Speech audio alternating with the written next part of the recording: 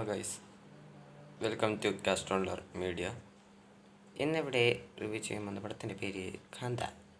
പടത്തിൽ അഭിനയിച്ചിരിക്കുന്നത് ദുൽഖർ, ഭാഗ്യശ്രീ ബർസെ, സാമുദ്രകനി, റാണ ദഗ്പതി, ഗായത്രി, മീൻസ് നമ്മുടെ വിക്രം സിനിമയിൽ ഫഹദ് നായകയുടെ അഞ്ചിലുള്ള ഗായത്രി, പിന്നെ അടുക്കളം നരേൻ എന്നിവരാണ് സിനിമയിൽ അഭിനയിച്ചിരിക്കുന്നത്. പടം ഉണ്ടായിരുന്നത് സെൽവാമണി സെൽവ എന്ന് എന്ത് പറഞ്ഞിട്ടൊരാളാണ്, വാമണി സെൽവരാജ് അങ്ങനെ പറഞ്ഞ ഒരാളാണ് സിനിമ ഡയറക്റ്റ് ചെയ്തിരിക്കുന്നത്. എനിക്ക് വായ എന്ന് പേര് കിട്ടണില്ല, അതുകൊണ്ട് ചെറുതായിട്ട് തെറ്റുന്ന ഒരു ഡയറക്ടറുടെ പേര്. പിന്നെ അങ്ങനെയാണ് ഇത് റൈറ്റ് ചെയ്തിരിക്കുന്നതും.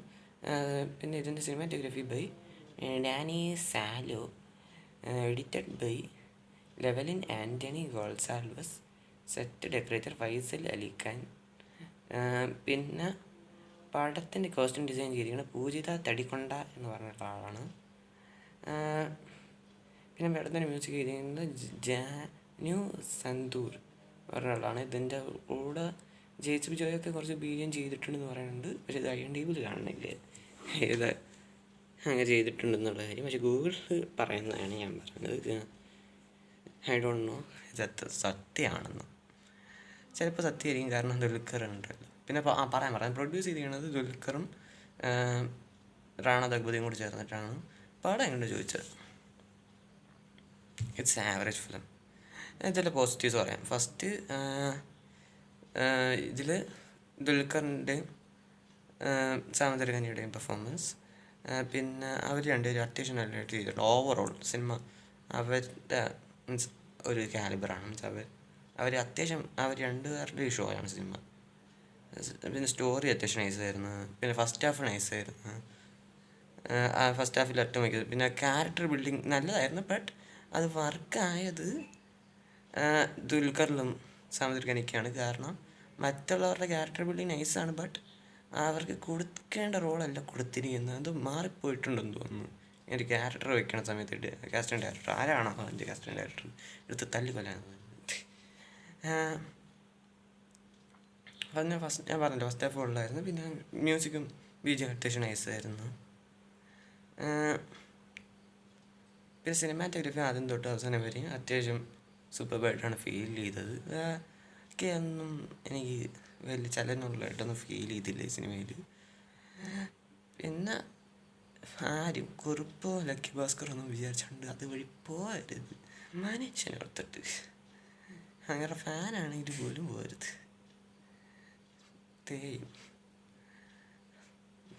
എന്നോട് ഇങ്ങനെ കണ്ടുന്നതിന് സെക്കൻഡ് ഹാഫ് കട്ടല്ലാഗ്. ആകെ സെക്കൻഡ് ഹാഫിൽ കാണാൻ പറ്റുന്നത് ദുൽഖറിൻ്റെയും സാമുദ്രകനിയുടെയും പെർഫോമൻസ് ഒക്കെ എല്ലാം ഇതും തരികിട തോന്നുമായിരുന്നു. ഇത് ഞാൻ ഗ്യാസിന് 3 മണിക്കുള്ള ഷോയ്ക്കാണ് പോയി കണ്ടത്. എന്ത് അവസ്ഥ. സ്റ്റാഫ് നൈസ്, സെക്കൻഡ് ഹാഫ് കൾട്ട ബോയ്.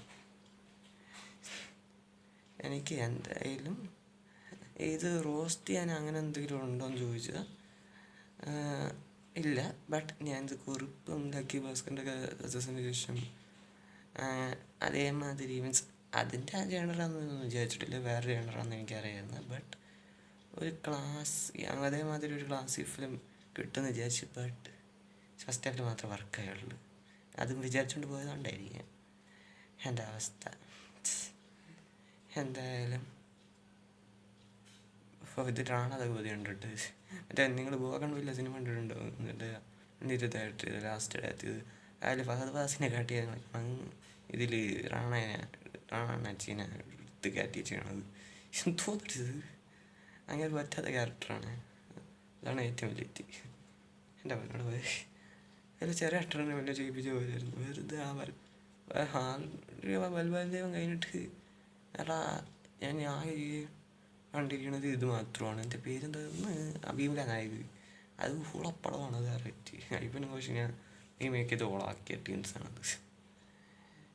എന്തെങ്കിലും ആവട്ടെ, എക്സ്പെക്റ്റേഷൻ കൊടുത്തിട്ട് ഓളാക്കി. എക്സ്പെക്റ്റേഷൻ കാരണം അതിൻ്റെ ഇടയിൽ ആ സിനിമയ്ക്ക് എക്സ്പെക്റ്റേഷൻ വരെ കൊടുത്തു ഞാൻ.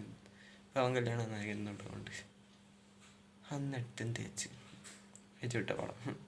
അത് ഇപ്പോഴാണ് അങ്ങനെയുള്ള ഒരു പടം കാണുന്നത്. പിന്നെ പ്രൊഡ്യൂസ് ചെയ്തത് എനിക്ക് സന്തോഷമുള്ള, ബിക്കോസ് ഇങ്ങനത്തെ നല്ല സ്റ്റോറിയാണ്. സിനിമയുടെ സ്റ്റോറി എന്ന് പറഞ്ഞാൽ ഒരു ഡയറക്ടറും ആക്ടറുമായിട്ടുള്ള ഒരു ക്ലാഷ്, മീൻസ് ഈഗോ ക്ലാഷാണ് സിനിമയുടെ കഥയായിട്ട് വരുന്നത്. അത് നല്ല റൈറ്റിംഗ് ആണ്, but screen play first Hafil വർക്കായി, second ഹാഫിൽ ഒന്നും ഇല്ലടേ. ആകെ സെക്കൻഡ് ഹാഫിൽ ആകെ കാണാനുള്ളത് ദുൽഖറിൻ്റെയും സാമുദ്രികനിയുടെയും പെർഫോമൻസ്. ആകെ എല്ലാം എന്തിനാ തിളയ്ക്കണ സാമ്പാർ മാതിരിയാണ് പോണത്.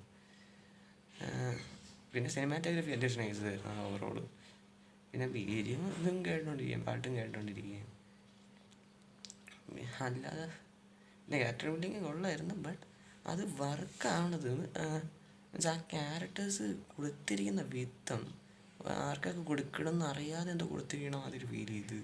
ആകെ ദുൽഖറിനും സാമുദ്രികനിക്കും മാത്രം എന്തോ ക്യാരക്ടർ നല്ലതൊക്കെ ബിൽഡ് ചെയ്ത്, മീൻസ് എല്ലാവർക്കും ക്യാരക്ടർ നല്ലതായിട്ട് ബിൽഡ് ചെയ്തിരുന്നത്, ബട്ട് അത് കൊടുക്കേണ്ട ആൾക്കാർക്ക്, മീൻസ് ദുൽഖറിനും സാമുദ്രികനിക്ക് മാത്രമേ അവർക്ക് പറ്റുന്ന ക്യാരക്ടർ കൊടുത്തിട്ടുള്ളൂ. ബാക്കി എല്ലാവർക്കും അവർക്ക് പറ്റാത്ത ക്യാരക്ടേഴ്സൊക്കെ എടുത്ത് കൊടുത്തിരുന്നത്. ഇപ്പോൾ ഭാഗ്യശ്രീ പുറത്തേടെ കാര്യം പറയുകയാണെങ്കിൽ അവരുടെ ക്യാരക്ടർ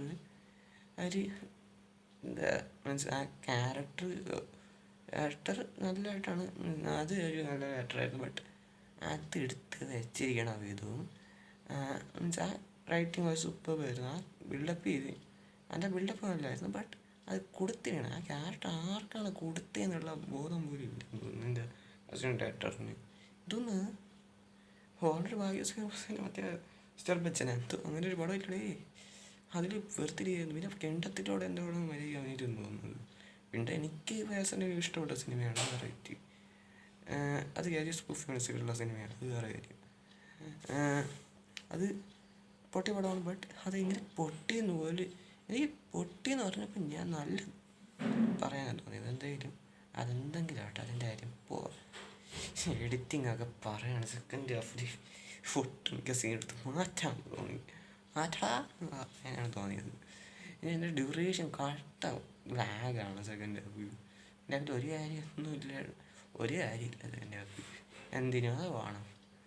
ആകെ വീണ്ടും ഞാൻ പറയുകയാണ് പോസിറ്റീവായിട്ട് തോന്നിയത് ദുൽഖർ സാമുദ്രികനീസ് പെർഫോമൻസ്, പിന്നെ മ്യൂസിക് ആൻഡ് BGM, പിന്നെ സിനിമാറ്റോഗ്രഫി, പിന്നെ ഫസ്റ്റ് ഹാഫ്, പിന്നെ ക്യാരക്ടർ ബിൽഡപ്പ്. അതൊക്കെയാണ് എനിക്ക് ഈ സിനിമയിൽ അത്യാവശ്യം ഇഷ്ടപ്പെട്ടത്. ബാക്കി ഒന്നും അത്ര വർക്കാവണില്ല, അതാണ് അവസ്ഥ. എന്തായാലും നിങ്ങൾ ഈ പടം കണ്ടവരാണെങ്കിൽ കണ്ടു നോക്കാം. പിന്നെ എനിക്കൊരു റിക്വസ്റ്റ് ഉണ്ട്. എന്നെ മാതിരി ഇത് കുറുപ്പും എന്താണ് ലക്കി ഭാസ്കർ മാതിരി ഒരു ക്ലാസിക്, അതേമാതിരി ഒരു ക്ലാസിക് പടം വിചാരിച്ചുകൊണ്ട് അങ്ങനത്തെ ഒരു ക്ലാസിക് ജനർ വേറെ എന്നറിയാം, എന്നാലും അപ്പം അതേമാതിരി ഒരു ക്ലാസ് പടം കിട്ടണമെന്നേ ഞാൻ വിചാരിച്ചുള്ളൂ, ബട്ട് അത് കിട്ടിയില്ല. അതുകൊണ്ട് ഞാൻ ഡിസപ്പോയിൻറ്റഡ് ആണ്. ദ സെക്കൻഡ് ഹാഫ് അതുകൊണ്ട് എന്നെ പറഞ്ഞിട്ട് കാര്യമുണ്ടടി. അറിയാൻ തെറി വിളിക്കുക, കുഴപ്പമൊന്നുമില്ല. കമൻറ്റ് ചെയ്യുക, വിളിക്കാതിരിക്കുക, നിങ്ങളുടെ ഇഷ്ടം. കാണാതിരിക്കുക, അത് നിങ്ങളുടെ ഇഷ്ടം. ഞാൻ വെറുതെ പ്രശ്നം ഉണ്ടാക്കാൻ പറ്റുന്നില്ല, പ്ലീസ്. അപ്പോൾ ഈ സിനിമ കണ്ടവരാണെങ്കിൽ ധൈര്യമായിട്ട് കമൻറ്റ് ബോക്സിൽ അഭിപ്രായങ്ങൾ പറയുക. പിന്നെ ഈ വീഡിയോ ഇഷ്ടപ്പെട്ടെങ്കിൽ ലൈക്ക് ചെയ്യുക, ഷെയർ ചെയ്യുക, സബ്സ്ക്രൈബ് ചെയ്യുക. പിന്നെ ബെല്ലൈക്കണിൽ ഓൾ എന്ന് പറയുന്ന ഓപ്ഷൻ അതൊന്നാമത്തെ സഹായിക്കുക. അപ്പോൾ ടാറ്റ ബൈ ബൈ, ഡെൽറ്റ.